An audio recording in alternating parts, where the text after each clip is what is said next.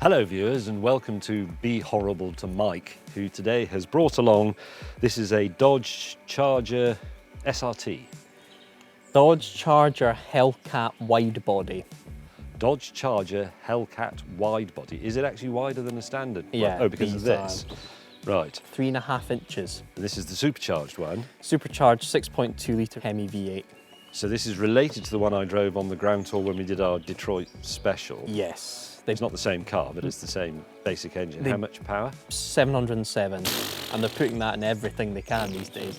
707? Yeah. It's got 1,000 in the other car. Yeah, basically they just chuck a bigger supercharger on it each time. So this is the low-powered version. This is the... You could say this is the baby, but this is the entry-level cheap Charger. This, equivalent in pounds, is 61 grand for 707 horsepower. It's not bad. Have you bought it? We haven't bought it. This is a long-termer. I like the we.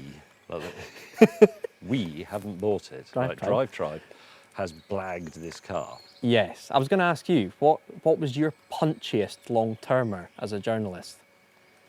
Or what was your favourite? Crikey. What car really sits with you that you... Well, I never had them for very long for various reasons, apart from a Jag, which I just borrowed in the normal way that you borrow cars as a journalist. Yes. And they said, well, you can keep it for a bit, try driving around and see if you like it. And I kept it for, I think, 3.5 years. Wow. Because they kept forgetting to come and get it every time I ran them. And then I moved house, but didn't tell them. And and eventually they tracked it down and a bloke turned up and said, I've come for the Jag. And I said, well, how do I know you have? You know, but he had some paperwork and he drove off and I never saw it again. There you go. So you're expecting me to roast this? It's yes. ridiculous. It's left-hand drive. It's big. It's very big, it's very wide. It's alarming for your passengers, especially on the narrow roads around here. We're in South Wiltshire, in the car park of the Royal Oak pub, just off the A30 between Shaftesbury and Salisbury, with its excellent menu and reasonably priced rooms. Dogs welcome. As you can see, what's to commend it, apart from that it's fairly cheap for that much power? It's comfy. So's my old Land Rover. It's got Bilstein adaptable suspension. That settles it. Thank you for watching. So it does, if you want it to, it will handle. But so you can ruin it, is what you mean? True. We've not had it on track yet, but I think it could come good there. Well, nobody's going to get past you. So. It's 12 centimetres wider than a Range Rover. That was what I meant. 2 12 tons. 12 or 120 millimetres in the correct language, yes. wider than a Range Rover. Yes. One of which is over there. So it's, wow, that's a lot. Yes. That's a huge car. It's pretty much the wide body that takes it past it. 3.5 inches each side. Did you have a choice of cars to borrow? Yes, basically it's a company called the AEC. They import them into Europe and you'll see it's got German plates on it. They gave us basically the whole Dodge and Ram catalogue and said, what do you want? And I thought the Challenger would be a bit obvious. So go for the 4-door, basically Dodge's M5 to compare with our own M5. Which we saw in a previous episode. Yes, which you loved. I did, yes. Can we have a look inside? Yes, absolutely. Sepia leather. Ooh, that's quite caramel. I think the one thing that irks me as a European/British person is the handbrake. It's one of those nasty foot brake things.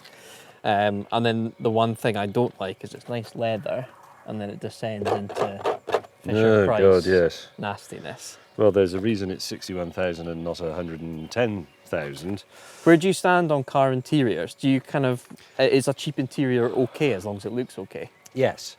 To be honest, I've always had a bit of a problem with car interiors, whether they are very simple, cheap ones like you get in the original Sandero or a Bentley Continental, because I've never been in a car and thought, I'd like this in my house.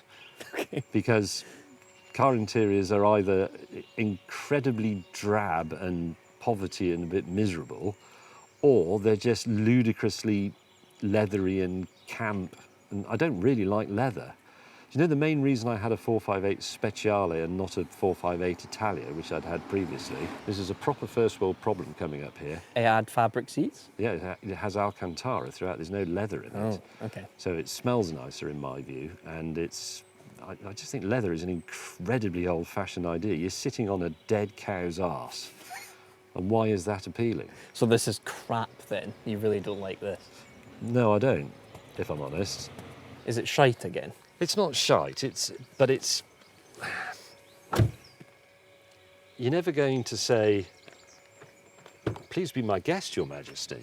You know, it's not polished, is it? It's not discreet, it's not polite. Yeah, I mean, you're paying 60 grand for what's under that bonnet.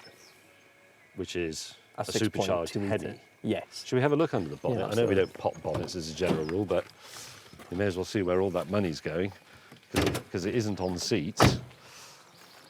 But imagine this, You've I left mean, the lights on. you could spec an Audi A3, maybe an S3 to this amount of money here. Look at that. But look at that. Oh, What? Seriously? What are you trying to do? Boil it? what would happen if that sat there on a track day?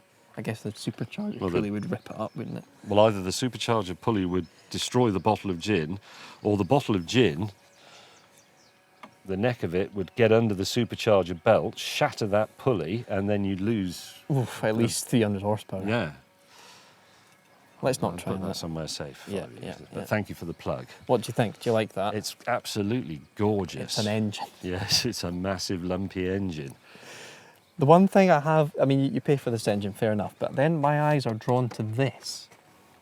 What on earth is that? Look at the welding on it, and That's it's a just very good question. What is that? bolted to the side like that. It looks like someone's dad has done Yes. that on a weekend, and I cannot tell what's coming in and out of it because it's tucked right in there. It was quality checked by this man. Yeah, so, So it he's must be all approved good. this. Absolutely. Yeah, he says this is okay. Do you want to come in and have a look at this? It's remarkable. As you say, it does look like an O-level metalwork project. We have got Not quite that a any of you know what O-levels are anymore, but, you know. We have got quite a few American viewers, so those of you who are in the Mopar world, tell us what that is on the left-hand side of a Dodge Charger Hellcat Widebody's engine bay. It's... Yeah, there's things attached to it, and Yeah, I well- think deep down there is something that goes in. But it's just a Is there pin. any electrical going to it? I don't think so. Is it some sort of pump? It reminds me of like a sweetie tin that my grandma Yeah, would keep in yeah. the car. That's air, isn't it, going through there? It's the vacuum advance for the timing. There you go. Sure, Yep. I'm sure they'll tell us in the comments, and it will be that. Are you done looking at the engine? I'm done with it. I Okay. quite like the orange paint. That orange paint. there. Yes, Yes. Hemi orange, I'm sure I that'll think, be I called. think it is called something like that. Yes, that's very traditional 70s Mopar type engine colour. But yes, the DriveTribe Charger Widebody. Anything else you want to have a look at? The DriveTribe free car. Well, I mean, this happens in journalism across the board. Long-termers are a thing. So you weren't allowed them when you worked for Top Gear? It wasn't. Well, actually, I think we probably weren't because we were on the BBC. But it was more a. We felt to maintain our impartiality, we shouldn't have long-termers because nothing is free, Mike. I appreciate your efforts Oh, God. Bloody to ingratiate collecting yourself. them at this point. My Jet, I mean, when we did the BMW the other day, there were 2 bottles in that. Yes. That's over £200 worth of gin you've bought. And James, where can people buy this gin? People can buy this gin from jamesgin.com. You can buy it in the UK and America. It's available in regular Asian parsnip and Asian parsnip navy strength at 57% proof. Which do you prefer? That's a very good question. I think for general just swilling gin and tonics in sort of Richard Hammond style, I would say go for the regular. Navy strength is obviously stronger and also has a slightly different flavour because, believe it or not, we actually put slightly less botanical in the stronger one because the greater alcohol content leaches it out more. If we put the same amount in, it becomes too botanical. This is the equivalent of popping a bonnet and chatting about displacements It is of a engines. bit, yeah. It is a bit. I'd say get regular Asian parsnip for just having a regular gin and tonic in the garden. If you want a contemplative gin and tonic that you're going to sip and savour over, say, a film that you're watching, try the Navy Strength. You'll like it. James May on the DriveTribe Dodge Charger Hellcat. Thank you. Pleasure. Thank you for watching. Like, comment, subscribe.